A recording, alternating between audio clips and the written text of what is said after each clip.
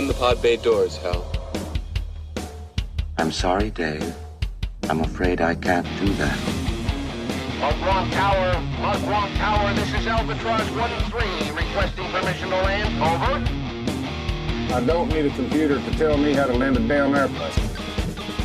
6. Heads-up display, check. 5, Lasers, check. 4, Particle beam, check. 3, Photon bolts, check. 2, Chair control, check. 1.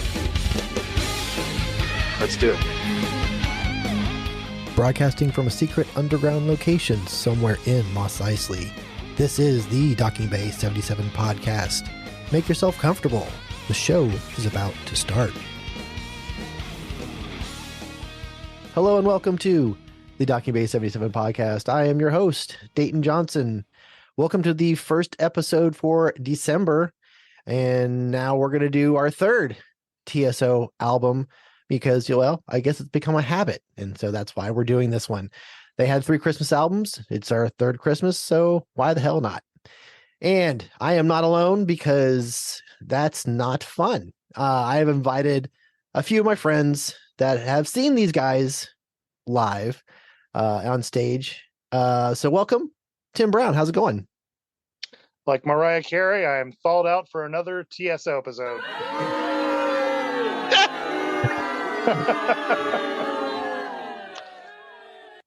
and remember, hashtag Tim is healthy for you. And of course, one of my sidekicks and fellow game designer, future fellow game designer, Disney John. How's it going? I am ready to jingle my bells. Let's go. We are discussing the Christmas Attic from the Trans-Siberian Orchestra. So before we get into the facts about the album, so Tim and John, you guys, like I said, have both seen this show. John, why don't you give me a quick thought on the show, and have you seen any of the songs that are on this album performed, if you remember? Yes, I've seen some of the songs that were on this. So I will give you my rundown of the show that I saw.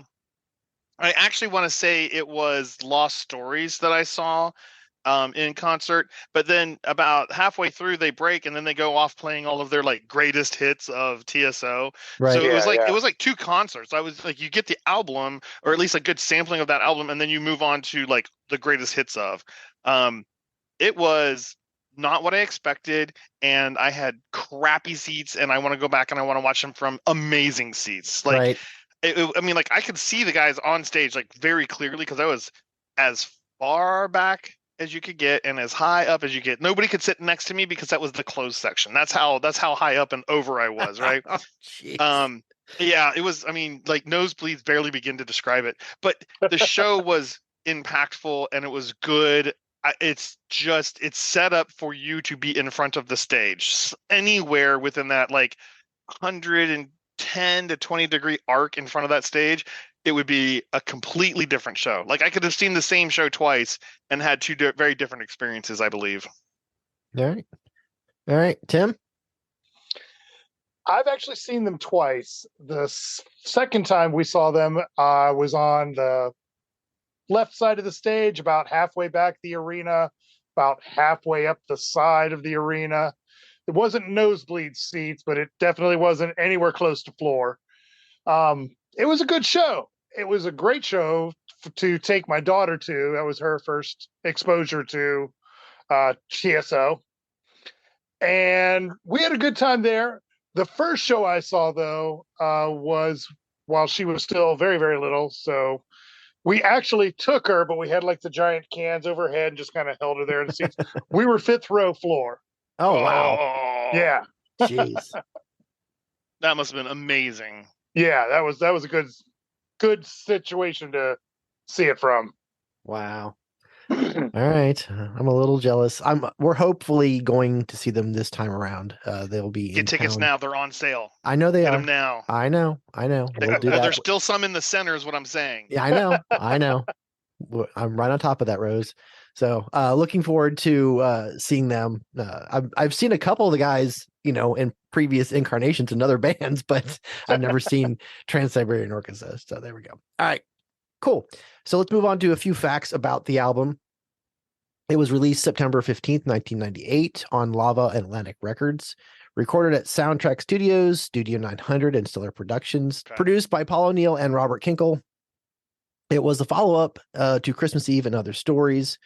It has a runtime of 73 minutes and 19 seconds, so it's a bit long. On September 15th, 2019, The Christmas Attic was certified 2 times platinum. Not too bad. All right. So Tim has prepared a little synopsis of the story that goes along with this album. What do you have for us, Tim? Yes, I have. Well, The Christmas Attic, once again, has a rather convoluted story that, as best as I can tell, doesn't really follow the track list. I think this album works better if you think of it as background tracks to the story rather than as a concept album that is telling you the story. But the story follows the youngest angel on a quest from the Lord to travel to Earth once again on Christmas Eve and leave behind the one gift that would most benefit all mankind. But he could not bring anything with him from the heavenly plane. He could only use his angelic abilities to go to Earth and then again to return after the night was over. Naturally, the Lord didn't tell him what the gift was because where's the fun in that? While wondering how to accomplish this task, the angel hears the prayer of a child who has been told by her friends that Christmas isn't real and was just created to get people to buy stuff and spend more money. She thought that if she could just see Santa, she'd be able to believe again. The angel, being unable to turn away from a child's soul in need, stays by her and whispers in her mind and heart to help her. She goes to the attic of her house so she'd have a better vantage point of the area and a better chance to see Santa as he approached. In the attic, the angel feels the ghost of Christmases past and feels them coming strongest from a trunk in the corner. So he plants the suggestion in the girl's mind to open the trunk and look through it while she's waiting. She finds a lot of letters in there. Some of them are from the previous owner of the house, an old woman who now lives in a smaller home next door, and she never has any visitors. One of the letters has an article about a successful businessman and a picture of the man and the woman when they were both younger.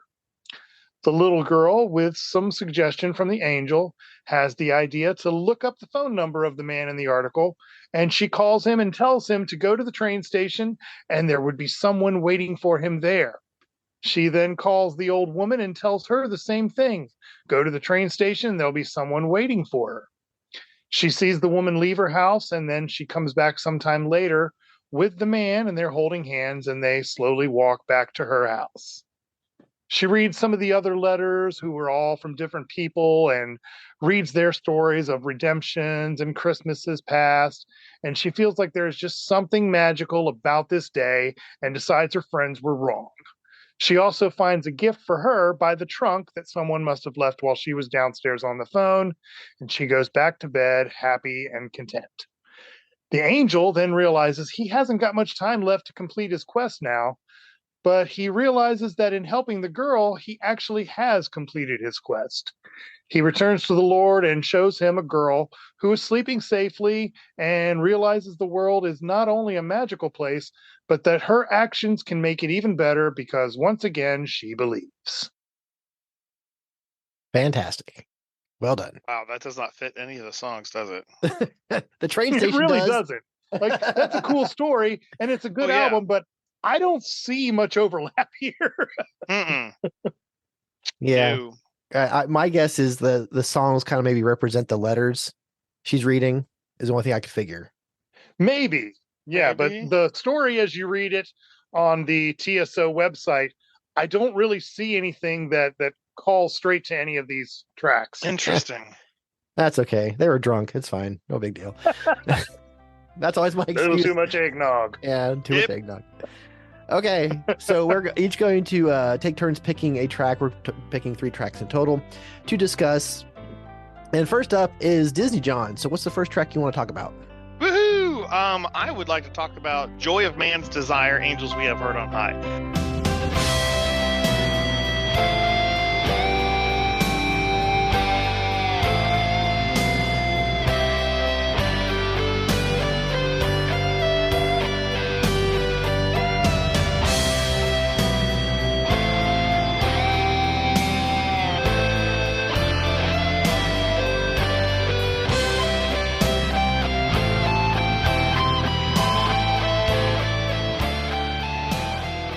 I like the music in this song. It's the biggest part for me. For a lot of this, it just gives me the warm fuzzies, like Christmas feeling. I'm easy. Like, I'm very easily pleased with music and stuff like that. And this is just one of those songs that's just it sounds good. It's good. Joy of Man is a really good classic song, followed by Angels We Have Heard on High, which is something that, like, I love singing during Christmas time, and just it's a good song, and it's a good and it's metal, so it's like, I don't know, it's just more modern. It's really good. All right. I like the merge. I like the melody change over during the middle of it, so it's like I'm getting two songs for one. So I'm cheating legally. That's all right. I allow at least one cheat per episode. That's fine. Well, but it's so good. I mean, I've got it on now in my ear holes, and it's just like the guitar in the beginning, it's just so good. It's wailing, right? I mean, it's just going to town, and then it's like it starts to wind its way down, and then you go, okay, well, what's going to happen now? Why the song can't be over yet? And then they kind of flip over, and they do this nice over to Angels We Have Heard on High, and you're just like, oh crap, that's nice. Like, I love that kind of stuff. All right, cool.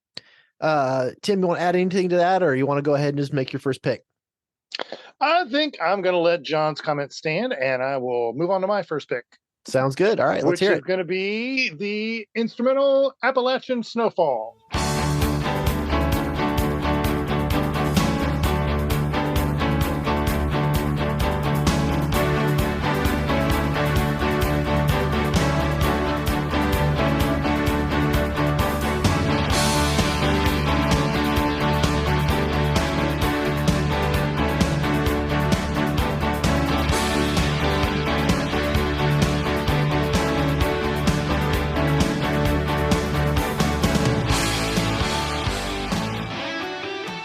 That's one of mine too. Well, I mentioned on one of our other episodes about TSO that I really liked First Snow, and this feels like it's the sequel to First Snow. Right. Yeah. Yeah, and it's just got a cool melody, cool little guitar riff. It's one of those, like John said, just gives you a warm fuzzy. No, I agree. Actually, it's my second favorite track on the album. I just love the Christmas feel to the song. As I listen to this, I picture in my head, I'm hearing, I picture people sledding down hills, throwing snowballs, riding a sleigh through the woods. It brings forth those images without, you don't need the lyrics, whatever. You just have the feel of the music. It does everything really well. It builds nicely, adding parts to add interest. It doesn't stay in any one spot too long. It's just a very well written and performed song. Yeah, it's one of the ones that for sure would make my TSO playlist, probably one of the first ones I put on there. So great pick. Great pick. All right. So the beginning of that, the beginning of Appalachian Snowfall, isn't that another song? Isn't that a callback to another song that they do? The very beginning of it. It does have a familiar sound. I wondered, because it was just like, I wanted to start singing something in it, then it rips off into the guitars, and I was like, dun. It's the Ghost of Christmas Eve. The beginning of the Appalachian music is the Ghost of Christmas Eve. It's the very first song on the album. From the that makes sense. Okay, it kind of reprises that. That makes sense. It's a short reprise, but sorry, go ahead. No, that's fine. No, that's fine, because that would make sense that I didn't stick out to me too much because I've already heard it, early on. So all right, cool. Yeah. So the first track I want to mention is called The World That He Sees. Now, the reason I want to bring this up is because it wasn't on the original release. Right. The album was re-released in 2001, and it became a companion track to The World That She Sees, which they shortened from 6 minutes down to 3. So The World That He Sees, it was inserted in the track listing right after the other one.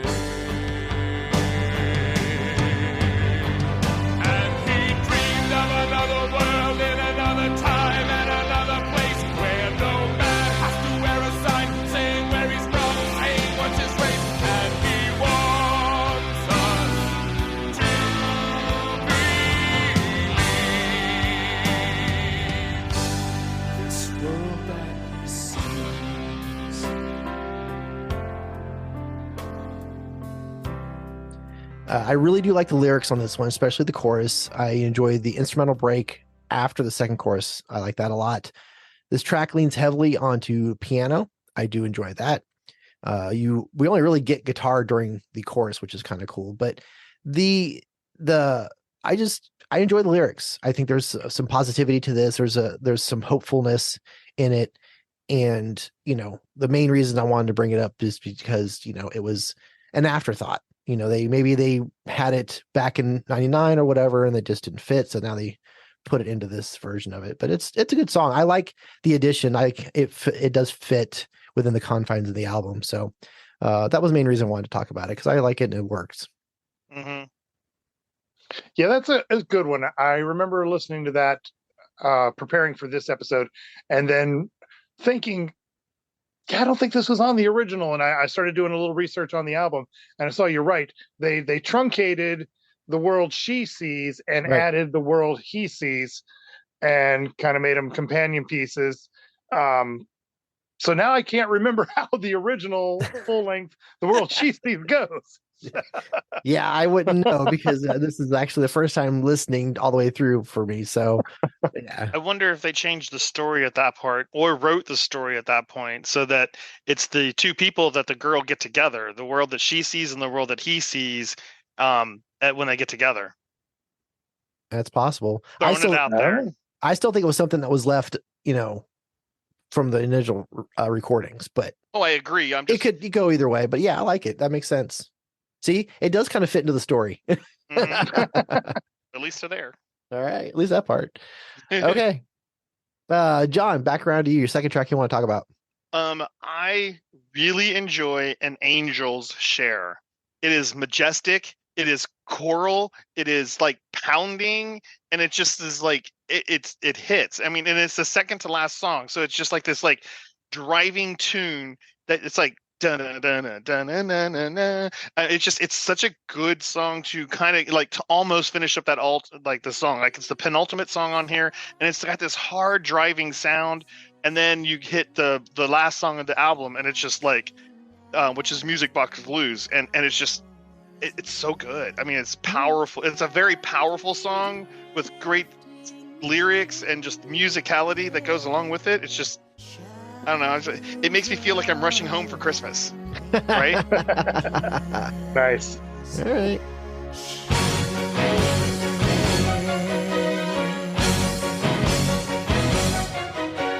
Christmas lights and Christmas lights were used for every nation. Stable seeds and evergreens with snow still glistening.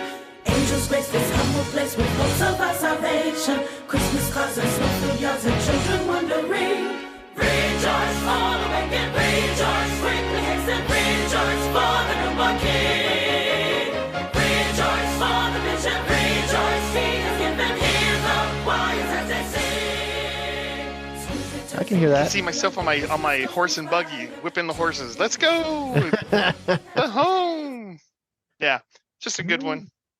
Yeah, it's a nice song. I kind of feel this happened before in one of the other albums we discussed. So I kind of feel like the second half of the album is kind of, there's a lot of slow, a lot of mellow, and that kind of takes me out of it a little bit. But this one helps.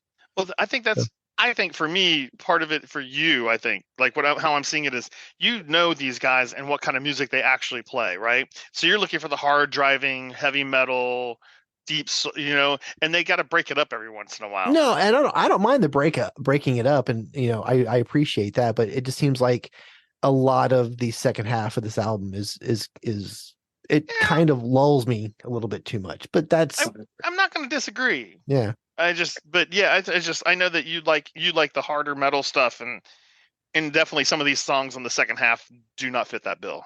No. Well, I feel like with this album, they kind of tried to lean more into that orchestral, traditional style. They're known for being a metal band. They're trying to do this infusing Christmas music with a metal feel. But this album, they kind of leaned more towards that orchestral, choral, more traditional kind of sound. I think just to mix it up and show that it's not all just headbanging. Yeah. Right. Yeah. All right. That's cool. Okay. Tim, second song you want to talk about? The Three Kings and I. What really happened? Are you serious? That's Yes. another I'm one of putting that mine. in. God damn. I am putting this in for one line and one line only because it cracked me up. He talks about now Granddad made his living playing jazz, you see, but jazz wasn't big around 1 AD. Yes.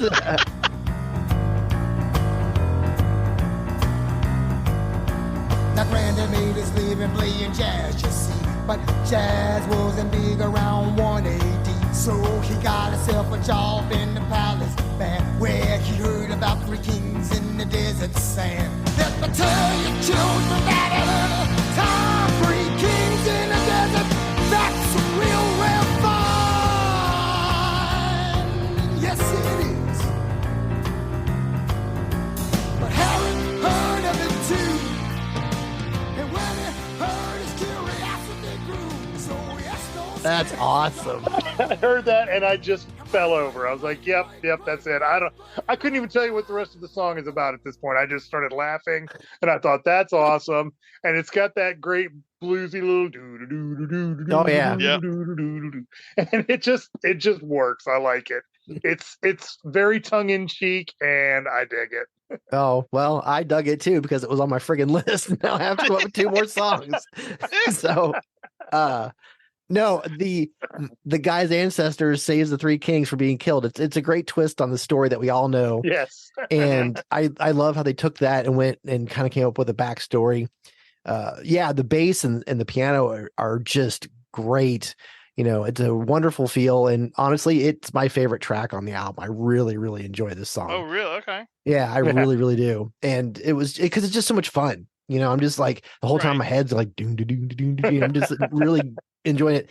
And even though he says granddad, my great, you know, that's okay because I still like the rest of the song. But no, it's fun. It's fun. And for the lengthy as it is, because it's over 6 minutes, it never felt that long to me. So No. Right. Yeah. They Alright. keep it moving. They do indeed.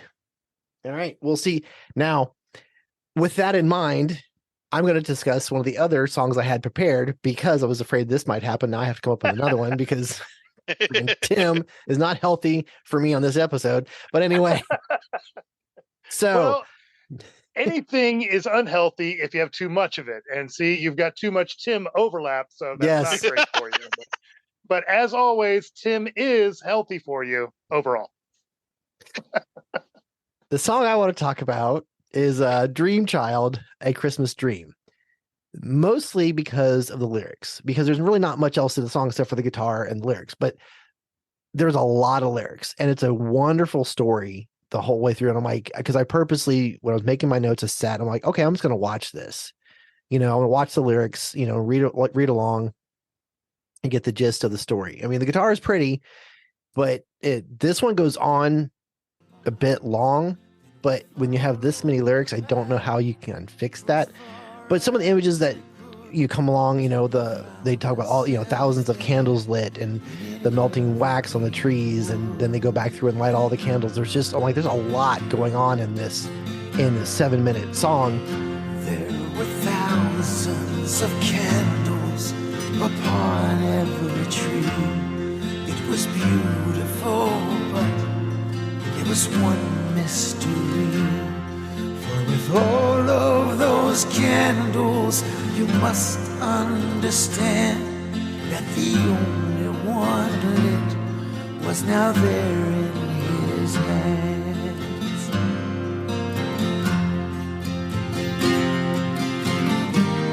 And there upon that Christmas Eve, the candle But the lyrics, I mean, honestly, part of me just wants to sit down and just read the lyrics aloud. I don't need any music, just, you know, I just want to read them aloud. It's almost like this is to be something you could read, you know, on Christmas Eve or something. I really appreciated the lyrics on this one. So Dream Child, A Christmas Dream was one of the other songs I wanted to talk about. Now it's time for me to find another one. So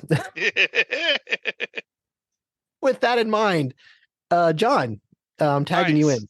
So one of the so something I did for my first two choices, I purposely tried to stay away from the most popular songs that were on the entire album, because I think the album overall is a very good album. So like my first one, and this is according to Spotify, like my first choice was The Joy of Man. That had like 1 million, which was a higher one. But the one that I chose for my number one song is the most popular song on the entire album. Okay. And it's Christmas Canon.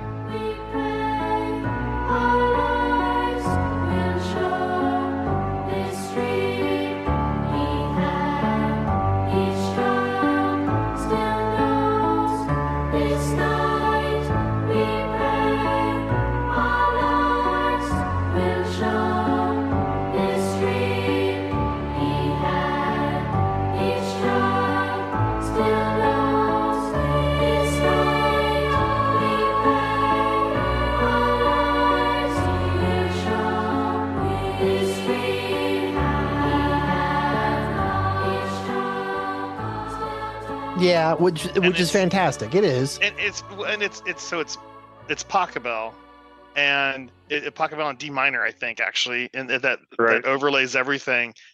Which is the wedding song that I walk down the aisle to, so it has a special place in my heart. So okay. So like Christmas Canon hit, and I was just like, I'm done. That's it. Number one, right there. Like, this is in every Christmas playlist that I generate. Like this, I love this song. I mean, truly and wholly, I love this song. Now, do you prefer this version or the one that's on? Is it Lost Christmas Eve? They brought it back and redid it. Christmas Canon Rock. Christmas Canon Rock. I don't know. I haven't listened to it. It's a little heavier, so they added a little bit of rock to it. So that's why I asked. As long as I keep the main, like, because like this one's very orchestral. I mean, it's very Pachelbel, they still have right? they still have the choir and they still have that, but they added a little bit of oomph to it. And it was on which one? Lost Christmas? Yeah, the third album. I'll just maybe go over there now and take a listen and see if it sounds. I don't know. I mean, this is what I do every time I'm on. No, this is what I do every time I'm on with you guys. Like I don't remember that song. Look up the stuff while we're talking about it. Right. I do that every year. Seriously. I mean, every time that we're together and you guys are talking music, I'm like, crap. Okay, what's that song? Okay. Oh, there it is. Yeah, that's a good song. Okay. Yeah, no. So Christmas Canon for me is like absolutely my number one song. There are other songs on here that are very good. I think the whole album works pretty well together, which I know we'll get into, but the Christmas Canon is just killer. All right. Very good. Christmas Canon kind of ties into something that Dayton and I talked about on some of the other TSO episodes we did, where we lamented that sometimes the tracks with vocals were not as strong as the instrumental tracks. But the counter to that is pretty much anytime they use a children's choir. And that just kicks them to a new level. Mm-hmm. Yeah, because like on this very Christmas night, just it's like kind of it's repetitive, but it works so well with the music because the music is also repetitive, really, and it fits so beautifully together, and they just build. Oh wow, this is good. They just broke in with a guitar. Sorry, he just broke in with a guitar, like. Continue. We're talking about the wrong album now. I brought it up. I was just curious because there is a debate with some people, and then I believe there's people that have preferences versus the first one and Christmas Canon Rock. So I think I lean a little bit more towards Christmas Canon Rock personally, but that's fine. They're both good. They're both very good. So I think they do Christmas Canon Rock more often live because it's a lot easier to have the ladies singing rather than haul around a children's choir with you everywhere. Right. Oh, absolutely. Actually, I heard this in concert. Okay. I can see the woman singing clearly. Yeah. This one's pretty standard for their set lists. Yeah, this is really, I love this. All right. Very good. All right, Tim, track number 3. I picked Music Box Blues. Yes, I'm glad somebody took it. Yeah. But the music box continues to turn. Candle in the window continues to burn. But I know they're just memories of Christmas past, girl. You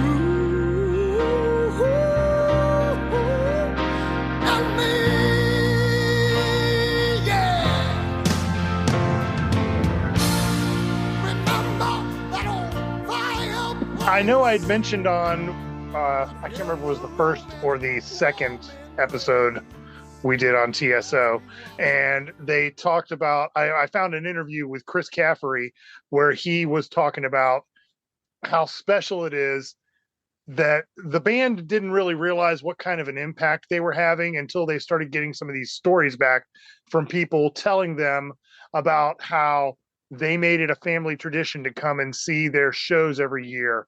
And then a song like Music Box Blues, where they talk about, you know, the old music box and the Christmas ornaments and how they tied those memories to the people in their lives. And now some of those people were deceased, and how that kind of, you know, brought them a different type of emotion, you know, a little sadness, a little melancholy, but still, you know, loving the season and thinking of those fond memories with the loved ones that are gone now. And Right. one of the stories was about how that the families that had made this tradition to come and see TSO, they were telling them about the ones that weren't there that year to come and see the show with them because they'd passed away during the year. And he said it just really hit them how important this had become Ooh. to people. Right. Ooh, I can't imagine trying to go to the concert after losing a loved one that you've been doing this with for years. I mean, every Right. song is going to hit hard. I mean, Right. wow. Yeah. Wow. Well, I think you have to go, you know, still to honor them because that was Oh, part of the tradition. Oh, So, sure. Yeah. oh But it's yeah. definitely going to have a different feel. oh yeah, yeah, Mhm. 100%. A little Mhm. more, little more sad, a little more bitter, poignant. I mean, some of their songs are perfect for that. I mean, I'd be just tears streaming down my face. Yeah. This is the I greatest saw concert. somebody I know on Facebook had mentioned kind of derisively that TSO was, how did they word it? They were, TSO was the Globetrotters of heavy metal. I thought, That's not yeah, nice. it's not, yeah. And then you hear these stories like about Music Box Blues, and yeah, just let some joy in your life, people. Mm-hmm. Right, right, for sure. Man. All right. Did we So, delay long enough, or you need us to talk about how much more healthy Tim is for you before you get your next no, episode? no, I You got got your my, next song? no, I'm ready. I'm All ready. right, bring All it to the ear holes, buddy. Bring it to All the right. ear holes. So I'm actually going to go with the opening track of The Ghost of Christmas Eve. Ah, good one. Who spends this night in attic stock, where dreams are stored like sleeping hearts? And so it's here that they must wait till someone wishes them awake. For somewhere on this night of nights, she's looking to believe, here among the ghosts on Christmas Eve.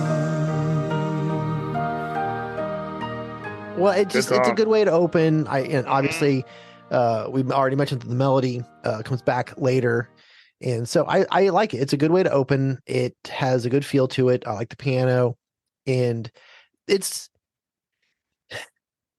one of those things that, like, with this album, and we'll get to it. There's some songs that I really enjoy, then there's a bunch of filler, and to Mhm. me, this is not a filler song. It's a good open. It sets the tone, and I really enjoy it. It just sounds nice, and it's short and to the point, and gets you into the story. So yeah, that's Ghost Christmas Eve is my other pick, since Tim took two of mine.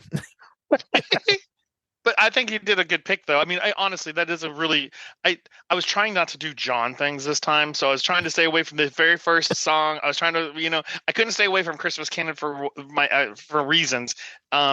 But like, it's such a good opening. Yeah. It's 2 minutes and 14 seconds. It is a beautiful opening, and you know what you're in for the rest of the story, right? You know that the Right. stories. Well, and see, that's one thing that we didn't talk about. I don't know, Tim, if at your concerts, but at my concerts, there was a man who was reading in between Yes. each song and tells you the story of what's happening. So Right. if you've never gone to a concert, the stories may not be there for you. But if you go to a concert, like, there's a man who walks out there, he sets his podium up, opens up the nice tome, and then begins to read you the story of what's about to And he's happen. got a great voice too. Oh Doesn't my he? God, does he ever? Yes. I mean, Yeah.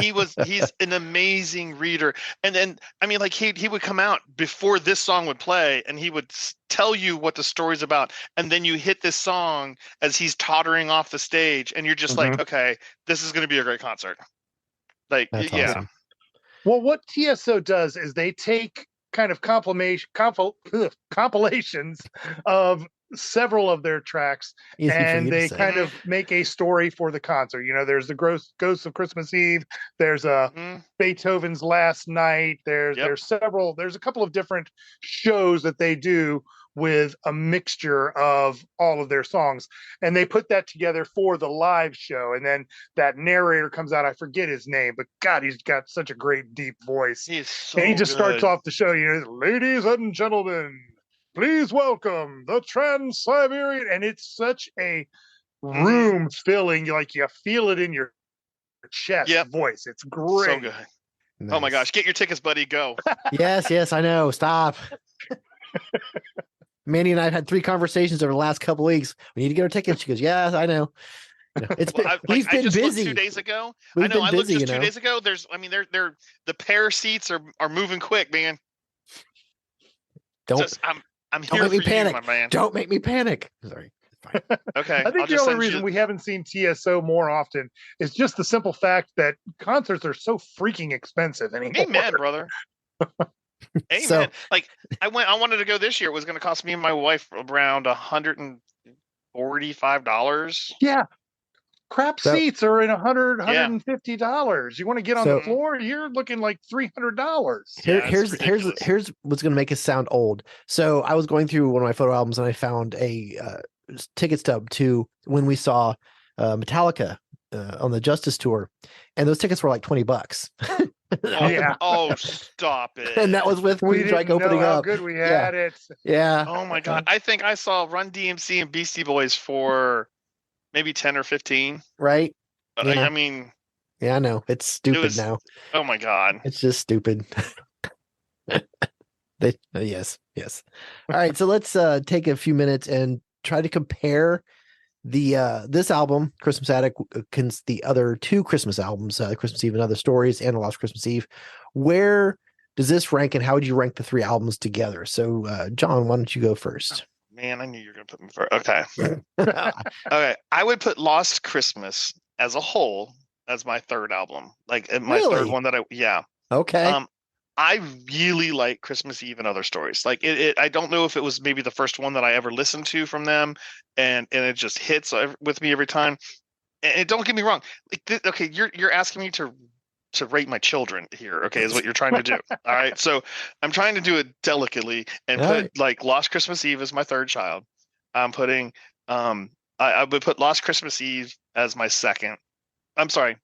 I'm looking at the Christmas Addict as my 2nd, and Christmas Eve and Other Stories.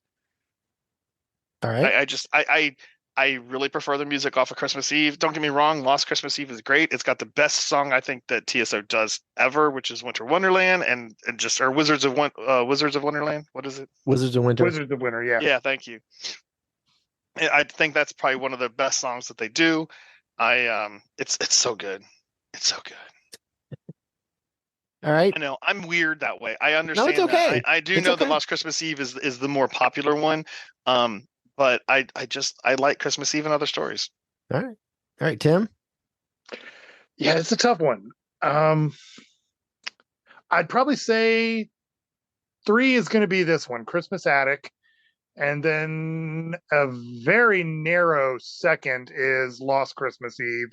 I think the only separating factor for me is Lost Christmas Eve has Wizards of Winter on it, which I really love. And then the first one's got to be Christmas Eve and Other Stories. All right. Well, so I don't agree. And now for something but- completely different. Different.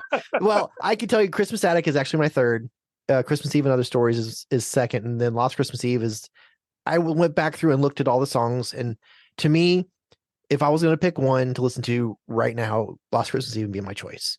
There's more songs on that album that I enjoy listening to. And it's a close one. Okay. Christmas Eve and Other Stories is close. You know what I Yeah. mean? But this one, for whatever reason, this one, Christmas Attic, I kind of feel like where the other 2 succeed, this one kind of lacks. The other 2 albums have just more catchy songs, better and stronger instrumentals, and they don't feel as long as this one kind of feels to me. But that's me. But going through this, I was kind of like, okay. Like the second half of the album, I'm kind of like, is it, are we over yet? Is it, is it time to go back around again?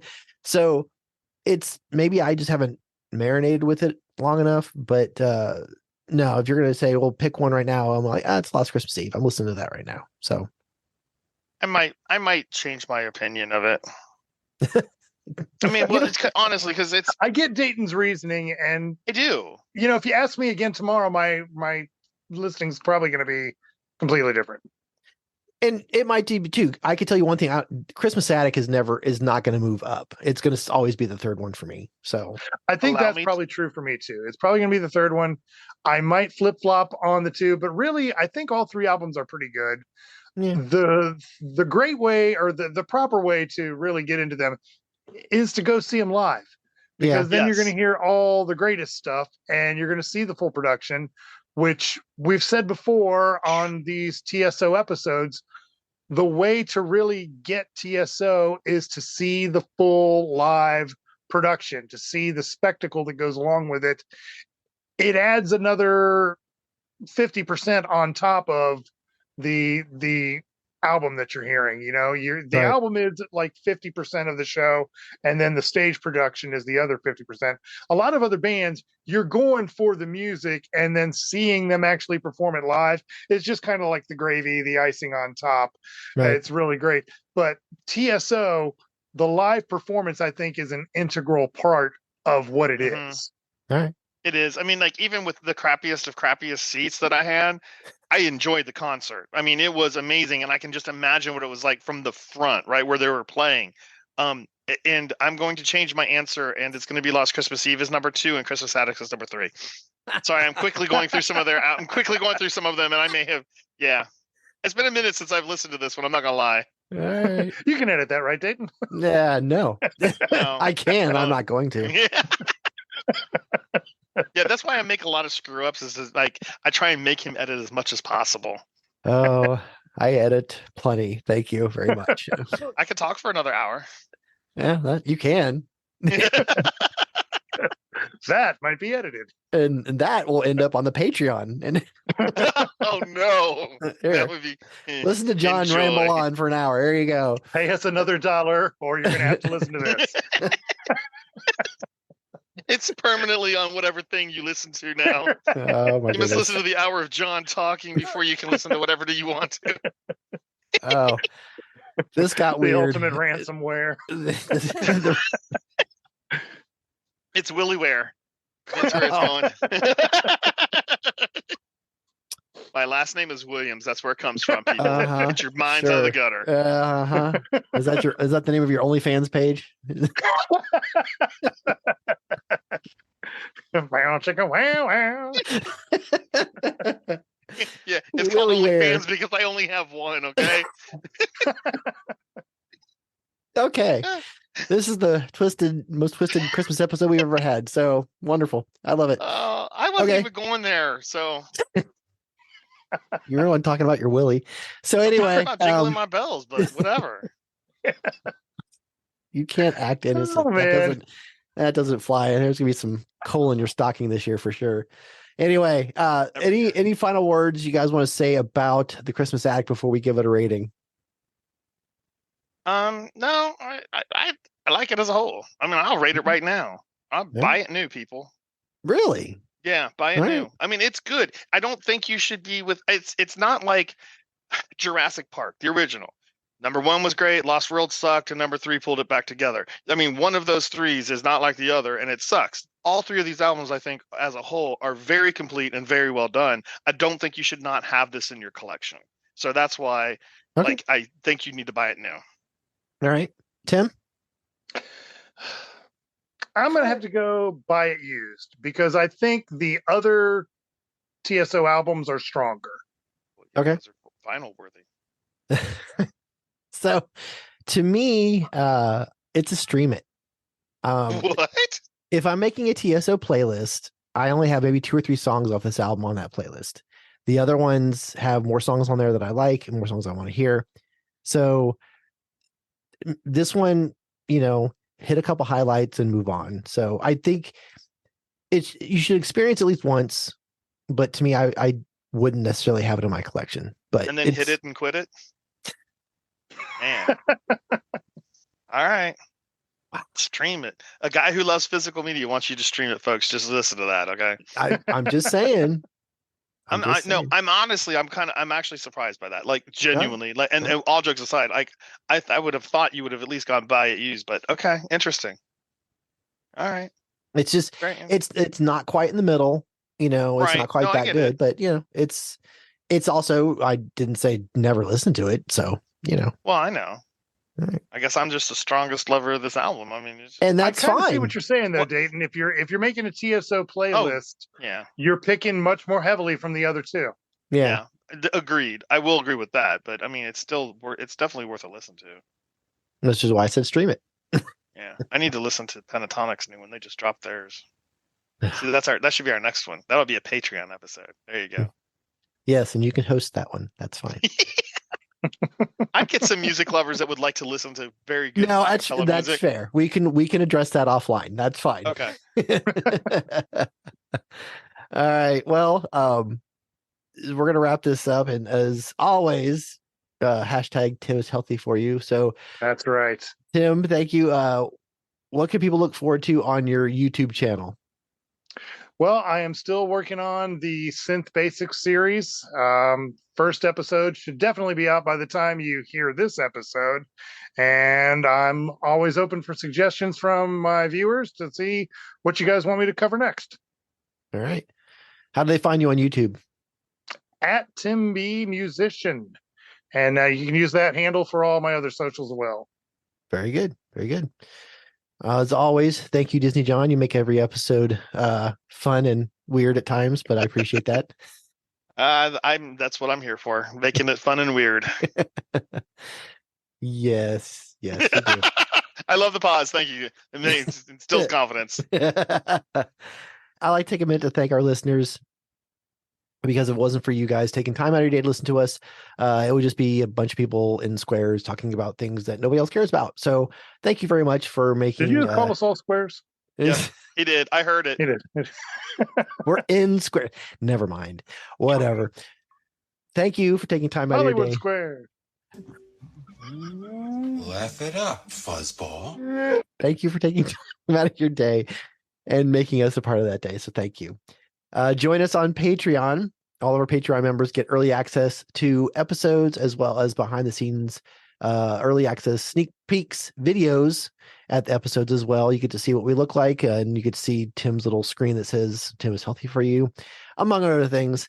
And so yes, as well as some exclusive content, which includes currently, you can listen to us do our quick review of Tucker and Dale versus Evil. And also, we just recently dropped one for the 1995 Michael Mann film Heat.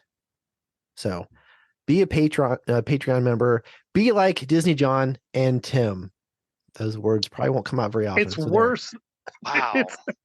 It's worth paying a little extra just for that. Yep, it sure is. Oh my goodness. Oh, anyway. So I'd like to mention a few upcoming episodes. Next week, John Reed from the 30-something movie podcast joins me, Scott Hoffman, and Andrew Blakely to discuss what I consider to be the best of all the Star Wars movies, Rogue One, a Star Wars story. Agreed. To wrap up the month, we have Russ Robinson coming back. He's from the Infectious Groove Music YouTube channel. He'll be joining me, David Burns, and Liam Lewis, and we're discussing the love letter to the original Star Trek TV series, Galaxy Quest. You gonna make a noise after every sentence? No, I love that movie. I cannot wait to do that one. I'm sorry. I'm very excited for that one. I know.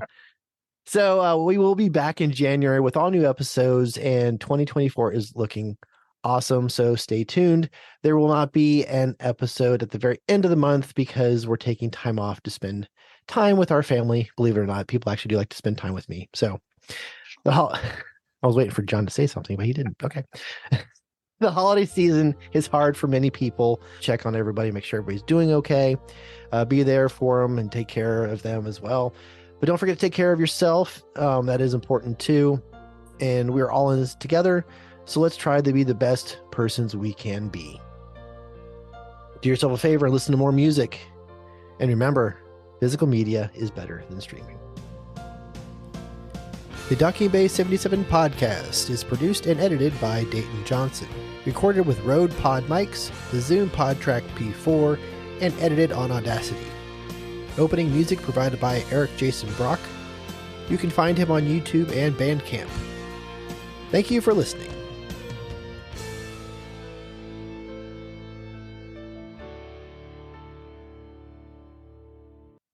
So I am sorry, by the way, for being late. Like, genuinely, You're I technically completely not forgot. late. It's It's not even 7 yet. Oh, Yeah. thanks, sweet Jesus. Dude, you have no clue. I ran out.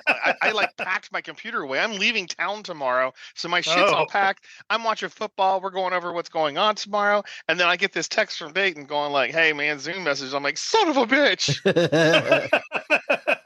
She goes, do you mean the one that's going on in 10 minutes? I'm like, shut up. Yes. Yeah, That's this is okay. I was just telling Dayton I still haven't picked my third track for tonight, so we're gonna be making that up on the fly. Bing! you know what? Shut it, mister. I will make it flawless. I know. I'm I have not it. worried. It's in my ear holes right now.